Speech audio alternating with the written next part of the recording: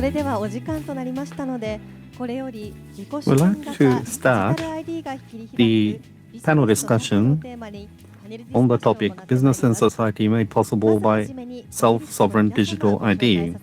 Let me introduce the panelists. First of all, co-founder and CEO of Keychain, Mr. Jonathan Hope. Big hands for Mr. Hope, please.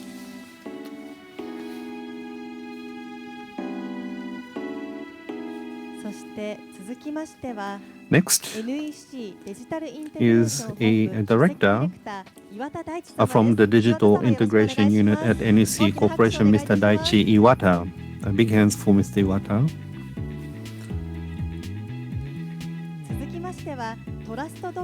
Next is the CEO from TrustDoc, Mr. Takahiro Chiba.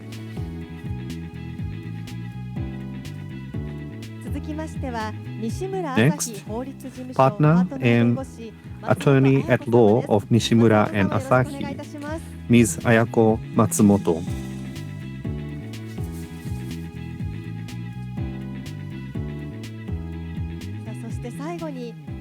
And lastly, the moderator for the session, President of Research Institute and former editor at Nikkei, Mr. Waichi Sekiguchi. Mr. Sekiguchi.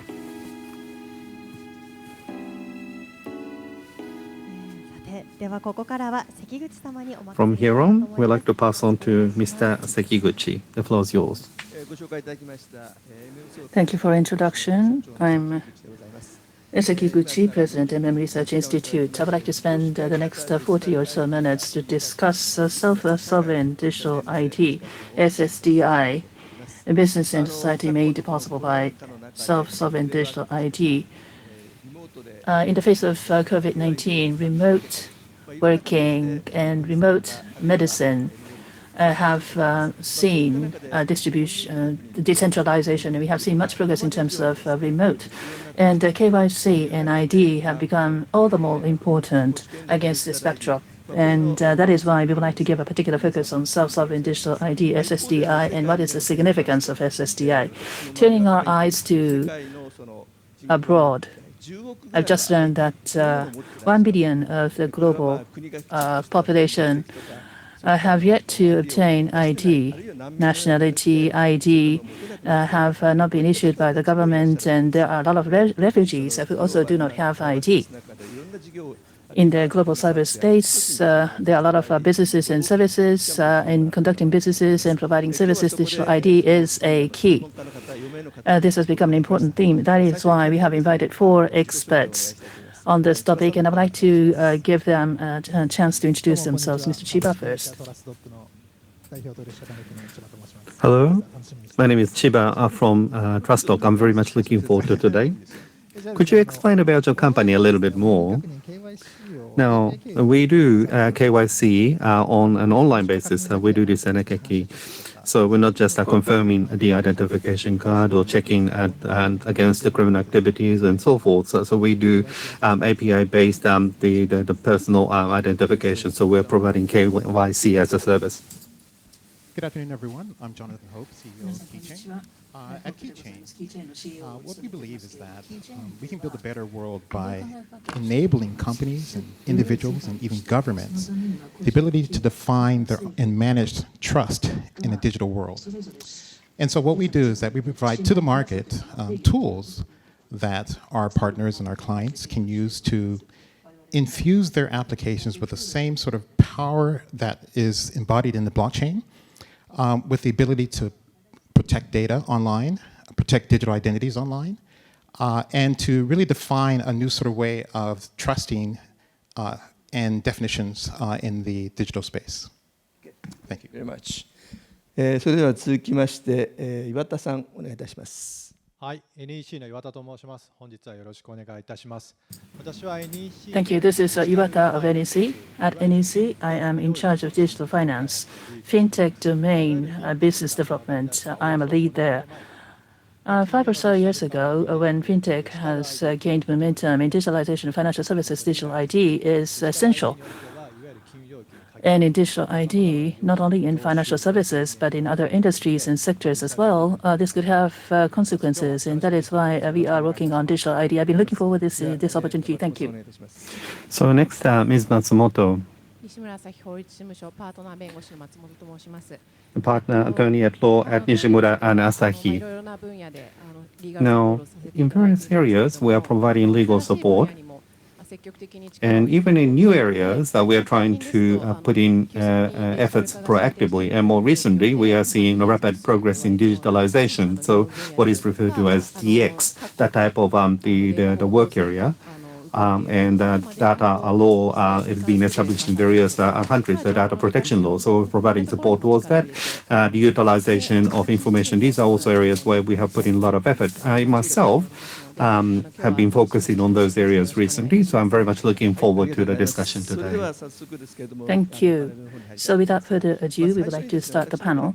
この質問を皆さんに First of all, したいと思っています。 Let me ask you this いろんな question. 形で使われてはいるんですけれども、 ID could be used in different ways, but the existing ID system in Japan, for example, My Number is a system which is available. But what are the challenges and pain points of the existing ID systems? Please hear your views. Let me start with そうです Chiba-san. ね。まあ例えばデ Thank ジタル you. な ID、まあいろいろその Digital ID, だと思うんですけども、 Google and other digital IDs are available. But come to think of it, digital world transactions, there are a lot of operations and transactions which did not require KYC. So identification, ID was not taken as seen seriously as a challenge, but we are seeing digital transformation and real transactions that are getting digitalized, and this has become an emerging issue.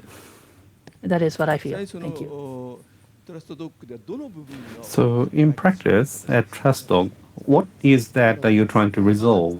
あの Thank you. 法律いろいろ業種業ごと First of all, 業態ごとにですね、まあそれぞれこう depending on the industry or the business area, there are different laws and the regulations in industry A to provide all the necessary business process and so forth. So it's like a buffet or a la carte. So we are able to provide a combination of various solutions. So basically, we have a service that enables identity verification. In the face of Corona, I'm sure you're enjoying a tailwind. が増えていく、まあ、今後 Non-contact operations and transactions will increase. So in general, this is a tailwind that we feel. We feel a strong sense of mission. So to your question about some of the limitations of existing identity systems, not even digital, even the current identity systems, one of the main sort of limitation I see is that there is a notion that identity refers to some sort of number, right? As you refer to the My Number system. In America, we have a similar idea. It's called a social security number. And so that number, which is normally used for enumeration of people, has somehow sort of migrated and sort of evolved into a way of identifying people. And that's problematic. Number one, from a cybersecurity point of view, it's a very weak system because you can prove your identity by knowledge of your number.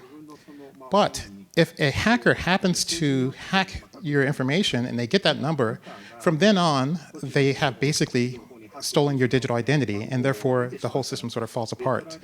And so that's one of the main limitations I see of thinking of digital identity as a number, because in fact, we're actually much more in terms of our daily lives. We have multiple sort of personas and identities in our daily lives, right? I have a work persona. You can have a government persona. You have a family persona. And all of those cannot be encapsulated by a single number. Okay, thank you very much. はい、じゃあ、岩田さんお願いいたします。 Right, Mr. Iwata? まあ今後の議論のため Yes, お二人が言ったところに in order to encourage our discussion, let me add some of the challenges that we feel. You talked about numbers. It's like a number linked to an individual. In Japan, we have a driver's license. It has been a source of sense of security. So this is the legacy from the face-to-face transaction days, and we are trying to translate that into digital.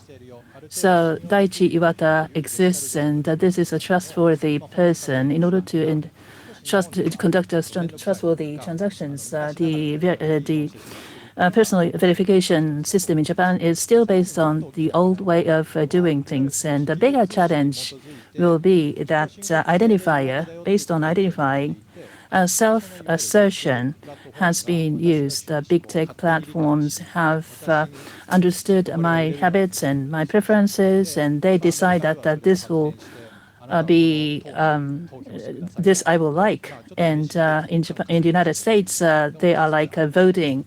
They are recommending a particular vote on your behalf. So how you are understood by a company in the cyberspace, and unless you know that, you will be influenced, and data access and cyber ID control, this will become a major challenge going forward. When we talk about ID, I think there are various interpretations, and the individual verification or authentication, or we have something like seals. How can we understand those? Well, seals is in fact a signature, so one's intent or something that is guaranteed by a company. And it's probably not the main theme of discussion today. And Jonathan talked about persona before. And rather than this being ID, it's identity. It's quite difficult to translate, but what type of the habit you have, one's preference, it's something that you actually dig deep into that level, and that is often used for advertisement or used more than in advertising, and so where one is likely to vote. So advertising or one's behavioral format that is influenced through such a tool. So the identity that we speak of here is something that exists on a cyberspace. So it's your humanity itself as how one is represented to the others. But Japan is much before that, because various digital service to make it easier for one to accept. So it's just ID and password. To enable anyone to access and securely the online service. And we have a challenge in that area already in Japan. So the level that we talk about is quite different. So how to manage data on the cyberspace, or ID and password, how can we make them more secure and more simply to provide online services to everyone. So the level is quite different, but I think they are linked to some extent. Thank you. Ms. Matsumoto, from a legal perspective, what would you say? ID, KYC, and personal verification, what comes into reference is Act on Prevention of Transfer of Criminal Proceeds, and sector-by-sector regulations there are. So with the progress of digitalization, acts and legislations may be missing because the technological advancement is so rapid. So there is a lot of catch-up to be made by laws and regulations. With COVID-19, we have seen much progress in terms of digitalization, and administrative services, government services are now conducted online, remotely, and people are talking about where we can digitalize, and that is what Deregulation Council is looking at. So in terms of KYC and personal verification, we are talking about administrative government procedures, but also assuming digitalization, there is a room for us to have more discussion on possible amendments to existing laws and establishing new legislation. Qualification, appropriateness, the right to control information around you. We have APPI, Act on Personal Information Protection Act, and other information regulations around the world. Assuming digitalization, I'm sure there will be a progress in terms of discussion, assuming digitalization. In Japan, under the COVID situation, something that became evident is that Japan has been quite slow in becoming digitalized. And this became quite evident from overseas. And one of the reasons is the spread of the digital ID. I think this could be one of the causes of this delay. But today, we're talking about self-sovereign digital ID, something that is not too familiar with many of people. So maybe, Jonathan, if you could start with your view on what a self-sovereign Sure. digital ID Yeah. is. So the principle behind self-sovereign identity is to imagine a form of identity that is more human-centric, something that's more designed to address a lot of the shortcomings people will have about an identity system. And if we can put up the slide onto the screen here, I'll start with just a couple of slides to sort of illustrate the point. Okay, and what do we mean by self-sovereign identity? And probably the easiest way to answer this question is to really define what do we not want it to be first, and then the answer comes directly from that. Okay, so I put the slide up here, and we have an image here, I love this image because I have such an emotional reaction to this when I see this image, because you naturally say that's exactly what digital identity should not be, right?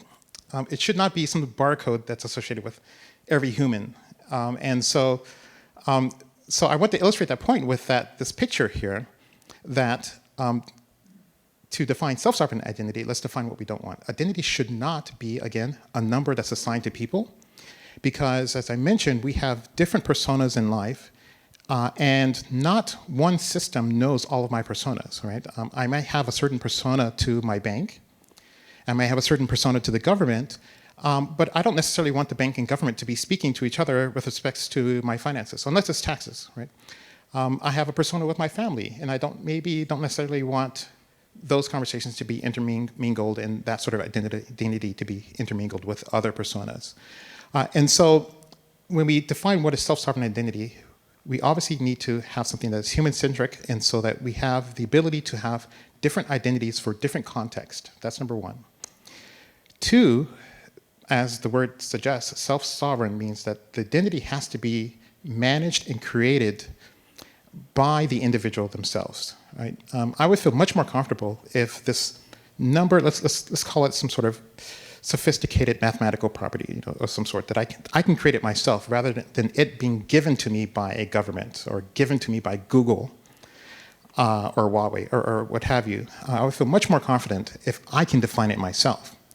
And then the entities with whom I want to have a relationship, then I allow them to map that property to my physical, my real name, my address, all this information, these attributes about me. So what a self-sovereign identity should be is something that we as individuals create, and then we give parts of that to the organizations that we want to have relationships with, and then they assign that to us. Okay, so that's number one. Now, and then we need to have, I talked about the multiple personas, and then as the last part, we need to be able to change that identity and to use that in a way that is protecting of our privacy and more analogous to how we do things in real life. And that's probably I would say, are the underlying principles of self-sovereign identity. This is sort of a new concept to be talking about in sort of applications for like a citizen identity. But the fact is that a lot of the old, the cryptocurrencies, people in the cryptocurrency space have been using these techniques for 7 or 8 years. A lot of Bitcoiners have been doing these types of things very early on. And so I think it's about time that we see it being discussed in a much more wider context. So that we can understand the concept of sovereign ID. So could you raise any この good example 自主権 of sovereign ID 主権 usage? 型の ID を理解するため、どういう形でこの ID が In practice now, or some use cases? Yeah, use case either way. Okay, yeah, I think a perfect use case would be, so let's suppose that someone is using mobile as a way to assert their identity. This is a very famous use case that's been promoted by David Birch, who's a fintech influencer, and he says, So suppose someone goes to a bar, a restaurant, and he wants to order sake, a drink at the bar. Now, you need to prove that you are over a certain age in order to get that service. However, you shouldn't have to give up all the information about you in order to do that. And this is what we do right now with cards. If I show the bartender or whatever my card, and he can see my address, my name, and he can show that, and he can find that I'm above 21 years of age, then he can serve me the drink. However, I don't want to do that in every context. You think of immigration as another sort of extension of this use case. I just want to prove that I am who I say I am, and I don't want to have to give away that information. And then another sort of on the same lines, my number is a perfect example. When you start working at a company, right? You give your my number so that they can feed that through the taxation system. However, you've given your my number out, and so it becomes a problem. It becomes a liability for the companies to hold that information, and it's just way too much information for you to give up in order to assert your identity, right? Okay, thank you very much. それでは岩田さんはこの分野長く研究されているので。Iwata-san, I know that you have been researching into this field for many years, and Jonathan have just discussed self-sovereign digital ID, SSDI.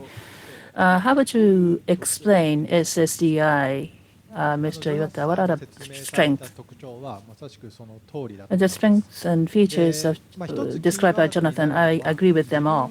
But one key word is data to assert yourself. To what extent can you control the access to the information? To what extent can you control yourself? That is going to be the key. Just to give you an example, I've started working on COVID-19 test results, PCR test results. And you want to be in a position to control your COVID-19 test results, and you want to be able to present the positivity certificate or negativity certificate. Rockefeller Foundation and WWF have started this initiative. What is this project? The results of the PCR test ultimately will be issued by the hospitals, and the hospital issuing hospital and yourself should be in a position to control. But what about cross-border? If I travel to the United States, for example, if we want to show the certificate, you cannot go into the central database in Japan. And Japan and US, and I think it is unrealistic for the two countries to establish a single database. But you want to use a mobile phone to prove your negativity, and it will be very convincing if you could prove your negativity with your mobile phone. Then it becomes necessary for you to be in a position to control immutability. The hospital performed the test, and the government certifies the hospital to be trustworthy. And blockchain could be used to prove the chain of trust. So the data, the only thing that you will share is that the authenticity of the results, and blockchain and ID could be synced to achieve a self-sovereign digital ID. So if that's the case, in Japan, we have the My Number, and Minor portal has become available. In the past, it was the countries or the corporates like GAFA, they used to hold on to the ID, and they've controlled the data as well. But if one can control it yourself, and that's the kind of image that we should develop. Yes, I don't want you to misunderstand, but digital ID and identity, we separate the two. My number is just an ID, and that ID, this can be linked to various IDs based on technology, and you can control what it is linked to. But in my number, my annual income or the behavioral, the background, if that is all linked, and if the government controls all of that, and it's uncomfortable. But if my number is used as one identifier, and my portal API, and it's proven by the local government, and that I live here. So it's used as the source of credibility. So once you download the data that you live in somewhere in Tokyo, and that result itself is shown, then it becomes quite a trustworthy ID. So in that respect, It's quite technical, but in the technical era that we are entering into, this type of matter also becomes quite important. Then, Chiba-san, the trust doc, in relation to self-sovereign digital ID, what you're doing is close to that. Mr. Iwata said earlier on that hospitality issues a certificate, and you will be in a position to control the certificate. And personal data store is a notion, controlling your own personal information yourself, self-sovereign identity, SSI. There are some overlap there. And we at TrustDoc is performing KYC as an agent of a company, of companies. Digital ID, self-sovereign ID, as Mr. Iwata said, as I know the person will assert himself or herself. We are looking at the verifier side. We are providing services to those who verify. So it's like both sides of a coin. And even if you assert identity, no ID system would work unless the assertion is verified. So what kind of interface do we need to have on the verifier side? So we need to align the interface, and that is what we are working on at the moment. So, Ms. Matsumoto, your thoughts having listened to the conversation thus far? When we look at the legal system in Japan, or if we look at the development there, the personal data store, something similar to that, information bank, is what the Japanese government has accredited to say that it is trustworthy. And there, one's data is stored and being managed. But based on your instructions or based on the pre-defined conditions, it can be provided to third parties. That type of system already exists in Japan, but that itself is similar in terms of concept to self-sovereign identity, to be able to control your information. But as concept, it is somewhat different. And from the perspective of identification, how could I put this? So the personal information is included. Regarding information bank, there are a separate entity that operates as the information bank, so we need to request to them. But the concept for personal information protection, there is a administrator, and so there is a concept that there is an administrator, so the JPR or you. There is a concept of controller. But self-sovereign type is the key point, I think, in that respect, because the concept of wanting to protect one's personal information, I think the direction is the same, but based on the centralized system, there is a controller, and that controller acquires the personal information and manages it. And what to do, and that kind of environment is defined as part of the data protection law. But when we go to self-sovereign and type, who will establish a system to protect the personal information? I think that type of aspect is still missing, and I think is an area that requires further discussion going forward. But listening to what Jonathan has said, it seems that the framework is a bit broader.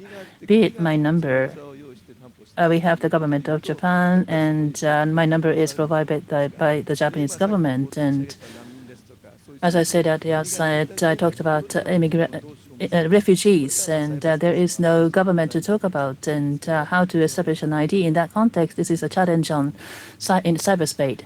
Jonathan? Well, I certainly have a comment on, particularly along those lines. What does it look like? What is this infrastructure that we're talking about then? I think you're right to point out that it obviously has a much broader scope for a foundational framework in order to implement these types of things in real life. The question was, who is going to be the operator of the system, and who's going to be able to do this? I've heard some suggestions that this could be some of the major companies like Google or Microsoft, those types of technology companies, because let's face it, they already have a digital identity system. We have a username and password for Facebook. And I'd like to suggest that what we're actually looking for is something even broader than that. What we need is something that would be operable, trustworthy, or trustless. There's two sides of the same coin. Enough so that it can operate on a global scale, and that this thing is accessible by people who are not necessarily a Google client or a customer or a Facebook customer. Because as we know, certain infrastructures are available in certain parts of the world, and some infrastructures are not available in other parts of the world. For example, Google is banned in China, Huawei is banned in the United States and in other countries. And so we have to find an infrastructure that is suitable for this, fit for purpose, to be the foundation of this. And the question is, what does it look like? What is this foundation? Google の名前が出てきたところで、あえてこういう質問したいんですけども。You mentioned Google, so I'd like to ask this question. Whether it be Google or Amazon or Apple, you use them and you provide your information. You're kind of selling your spirit. But if you do so, they're very convenient to world awaits. And so whether it be people of Japan, there are still many people who are quite satisfied. So given that satisfaction, why do we have to talk about self-sovereign ID? What do you think? Well, there is the day that we don't use GALFA, very convenient. But rather than they've done this to acquire IDs, but given this the capitalism, the environment, they just pursued what they've done, which basically turned out to be what we have, because we have continued to demand, and they have continued to recommend and improve the accuracy. Whether they were evil, no. There were no one who was a kind of a bad person, but it was the system itself that created what we have. And what is happening around the world right now is the capitalism versus the democracy. And not just the economy per se, but we have the fake news, and there are a lot of impactors that are political areas as well. So, and a country which was unable to grasp the ID, but to be able to grasp the ID with a higher resolution, to be able to prevent the fake and so forth. So that's the kind of the situation that we have, I think. In the past, government has been in the position to control, and because of government, people followed suit. But GAFA came in, and that is why we are seeing resistance and critics. And in the EU, GDPR, how was this issue looked at in the context of GDPR in Europe? At the time of the start of GDPR discussion, your own personal data should be controlled by himself or herself, and rather than being controlled by entities and corporations, individuals should have an ability to make a decision. So that was the start of the discussion in EU, and they have seen much progress in terms of their discussion on self-sovereign ID. In the US, they have GAFA, so they are rather lenient, but in EU, they don't have GAFA. That is why they are more stringent. That is the impression that we get. Now, today, the theme is self-sovereign digital ID and business and society. With business and society made possible by self-sovereign digital ID. When sovereign digital ID becomes available, what are the benefits? What are the new technologies, and how do you think that the society could change? Well, with regards to that discussion, we have different perspectives from the public service and the private service. In terms of public service, it needs to become more efficient. Otherwise, we just can't keep up. And we have increasing amount of the social benefit system, though the people involved are reduced. The 100,000 yen that was paid out could only be paid out to those in need if it was worked well. Now, the person to whom the money is being paid, if we were able to understand at an instant that whether that person really needs that or not, then it would have been good. But from the citizen's perspective, they don't want the financial state to be controlled by the government all the time. But data is accumulated, someone guarantees it, and when necessary, for the necessary purpose, is disclosed at the necessary level. If that is possible, it becomes very convenient, and that is essentially the self-sovereign ID. So your history data continues to be built up, accumulated. Someone is guaranteeing that it is disclosed only when necessary, and it has not been intentionally manipulated. And so the government is able to use that information with confidence to pay out those subsidies. So in terms of improving digital governance or improving the efficiency of the digital governance, then this becomes quite an important service. And NEC, are you involved in a lot in those areas? Because the government come up with a big bone policy recently, and given the poor economy right now, the government is starting to say digitalization front on, and I've actually counted in the big bone policy, and they talked about the word digital 111 times. This is the first time a big bone policy has referred to digital so much. So we need to steer our course of direction towards that direction. What do you think, Emma?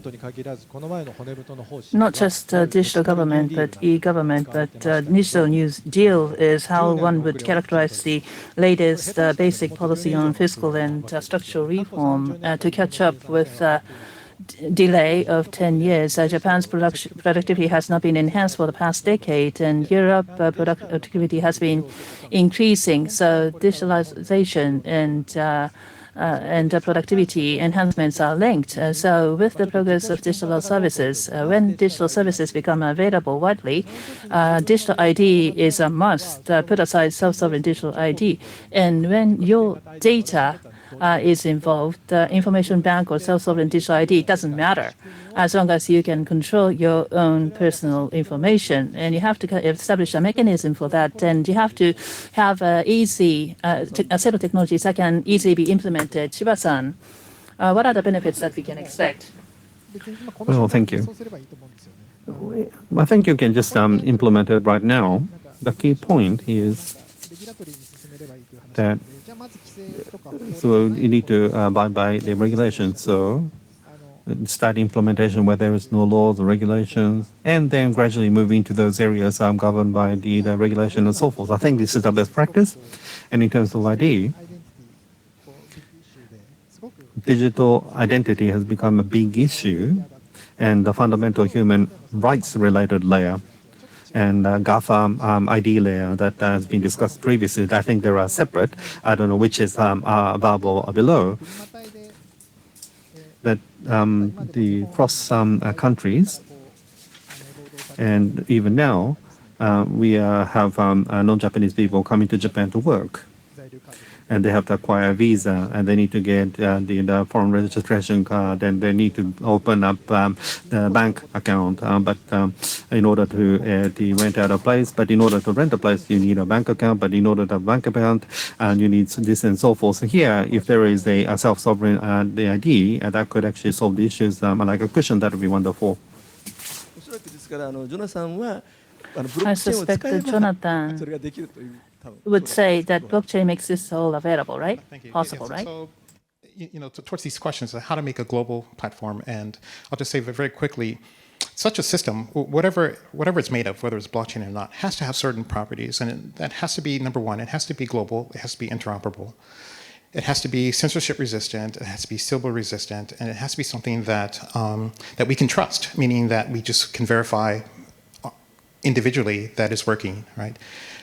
And so if you ask the question, what does it look like, and what is going to be the future of the basis of such a identity system? Well, the reality is that if you look at all the systems that exist right now, the one system right now that sort of covers all of those properties is in fact blockchain. Despite blockchain's many difficulties, such as the cost of mining and all sorts of things that are associated with cryptocurrency, if you look past that, you have to admit that blockchain is the closest thing that we have right now to a global, interoperable basis for self-sovereign identity that we have in the world today. まあですからブロックチェーンはもうそのアイディアには分かるんですけれども、果たしてそこまで。So as a blockchain, understand as an idea, but can we get there in Japan, given the current situation in Japan? 一方でやっぱり Masasan, 日本っ what do て you そ think? のやっぱりそもそもが国っていうのはやっぱり自分でコントロール In Japan, してるし、まあ well, the government would like to control, and some of the citizens prefer for the government to take their responsibility, essentially just asking for the country to take control. In such an environment, can we really see the self-sovereign ID as the nature of people? I think Chiba-san was saying we should start where we can or when we need. And the personal protection, the information protection law, or so forth. So there are many laws that's not based on digitalization. So there are further discussion needed in those areas as a separate matter. But that doesn't mean that we can't not do it at all. So we should start where we can and gradually expand. I think that is the better approach. So in business, and if there is a laws and the regulations, we can't do it. But not just flatly say that. I think we should have more discussion there. You talked about information bank, non-GAFA, Japanese-style concept. Do you think will be successful? Right. Information bank. It could be applied in some areas, but SSDI could be applicable using blockchain in some areas. Personal data store. I mean, there could be different options, and we have options available on the table. So depending on what the needs are, we could use different options. Information bank could be used for different purposes, and POC are already progressing, and once this becomes widely known, this can be used widely. Thank you. I have many more questions I want to ask, but the time is up, I'm afraid. E-government.